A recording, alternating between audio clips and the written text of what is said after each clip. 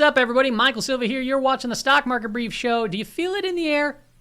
Do you? I'm talking about FOMO. You know what's funny? When things are getting overly bearish, but my indicators show that you should be bullish, I get a lot of people saying, oh, no way. You know, they don't believe these type of signals, or they don't listen to what they're telling us.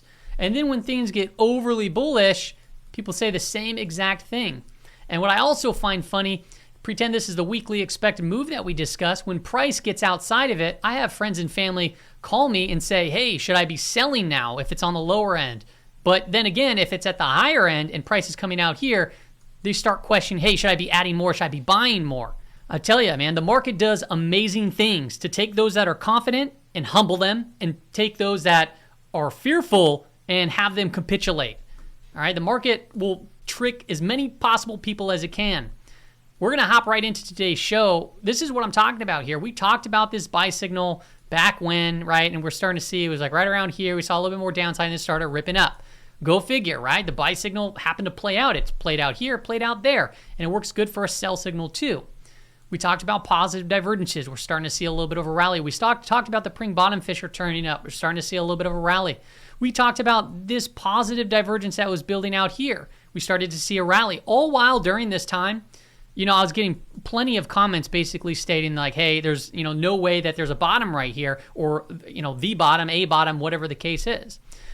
Okay, in today's episode, I want, and you know what, just to even add to this, I have a couple more indicators.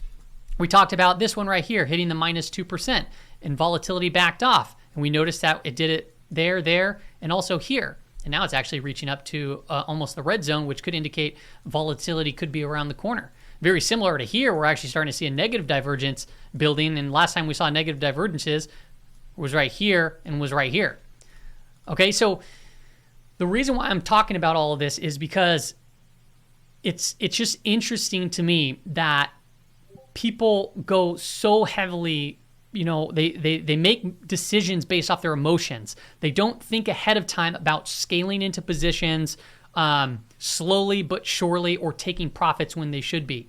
Okay, right now is a very volatile time to be in the market. Here's the Saylor to Schiff tool, which should be just a risk on, risk off indicator now at this point for more than just Bitcoin, because Bitcoin has been tracing just, you know, the NASDAQ composite basically. It's just higher beta. You can see buy signal hit, and now it's starting to move up. So if this starts turning back down, hey, maybe that's a signal when the market really gives way. But here's the thing, volatility still remains to be high, okay? We closed today at 23.88 on the VIX. So that is still up there. This is where people can get, you know, whipped back and forth, as we saw in price action today. VXN, okay, this is NASDAQ volatility. It's still above 30, okay? So you would think that on rallies like this would suppress vol like much more, and it just hasn't done it yet. Even Russell volatility, it's in the high 20s, okay? Almost 30s right now. And then if you take a look at this, I find interesting, both skew hitting another low right over here that it hasn't seen since middle of 2020. And then on top of that, the volatility of volatility, the VVIX, is also pointing straight down too. This shows like a lack of hedging to me. And this is all interesting data. The reason why is because if we just keep continuing to just pay attention to more of a macro view and look at what's going on just around us, the 10 and 2 year yield curve has inverted, and it hasn't really gone anywhere, right? It's down here at, you know, basically at minus 21 basis points, which, you know, that's lower than it was in 08. And this is kind of more towards this territory over here back in the dot-com bust. And we can see here during inversions, right, the market can go up and then it crashes. It can go up and then it crashes. It goes up and crashes. This one crashed, and then this one actually inverted right here. Now it's even in a deeper inversion, which I find to be really interesting, especially during this whole, during financials reporting, right? Financials don't like an inverted yield curve. You can just look back here. Every time they inverted, well, financials did not enjoy it. Okay, and now we have this big rally going, all right, and the SPY, go ahead and take a look at the SPY right here, and this is just the 10 and 2, okay? This has been going pretty much vertical, and yet the yield curve is not participating at all, okay? You want the yield curve to start moving back up and getting out of inversion, but it's not taking place right now. All right, these are warning signs. This isn't me just making this up. This is actually what is taking place currently in the markets. There is a lot of fear of missing out, All right. A lot of question whether you should be buying, whether you should be selling, a lack of planning, high emotion, and we have things like this taking place. Squeezes, right? High short interest stocks are starting to rally, and the yield curve it doesn't even care about it right now. Take a look at HYG. It tagged its upper weekly risk range today and started backing off. A lot of volume today. It's going to be interesting to see how that plays out the rest of the week. Little shooting star type candle. We'll see if that actually marks some sort of a top as it filled this gap over here. Here's a couple other things that I want to kind of point out for warnings up ahead, all right? BP Composite.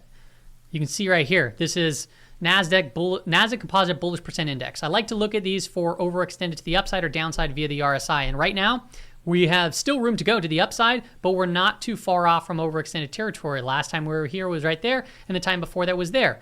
Bam, bam, both to the downside, okay? We're still in a bear market. We have some good things going on for these last couple of days, but remember, a couple of days doesn't mean anything. All right, if you take a look at the BP SPX chart, also has a little bit more room to go, but it's not too far off from being overextended to the upside. And then if we take a look at the three horsemen, the big sectors in the S&P 500, financials is one of them, still has potentially more room to potentially run up here. Financials is one of the short positions I've been building into, and I would really love to see it go a little bit higher for me to build into a max position, because right now I'm only at about a 2% position there. If you take a look at consumer discretionary BP chart, this one, like we stated yesterday, has moved into overextended territory. The RSI is at 71.71, went completely vertical, as we saw a lot of stocks today went completely vertical, okay?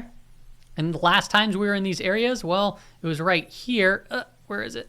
Right here. Bam. If you just go up, that was right before April. That was right here, marking the top of that March bear market rally, okay? The technology is another big sector. This is the BP chart. It's at 69.24, moving into overextended territory. Still has a little bit more room to run. And keep in mind, overextended can stay overextended for a long time, but it is something that I like to pay attention to because this allows people to understand, okay, maybe now could be a good portion to take some profits off the table or scale back. It doesn't mean to go short necessarily, especially if you're unfamiliar with how to short in a market like this, okay? So you got to understand that because a lot of people get it confused or come up to their own assumptions on, what this actually means.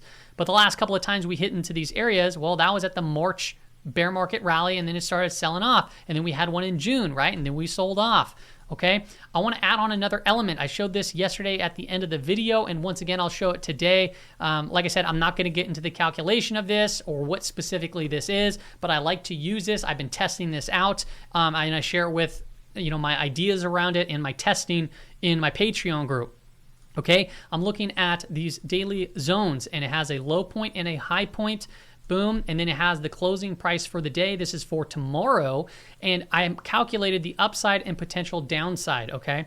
And as it stands at this current moment, you can just look down the list, and it shows that the upside for like the S&P 500 is very minimal. It still remains to be minimal, but yet the downside still remains to be elevated. And you can look across the board. It's like that, right? SMH, right? It's just showing you that many things here are getting obviously squeezed. Not to say that, it's going to crash down minus 13% for the semiconductors, but just understand that there is, from a risk to reward standpoint, there is downside potential. So you've got to be careful. Things are getting back to overextended. So just as we stated when things were getting sold conditions and we said, hey, start looking for a potential bounce.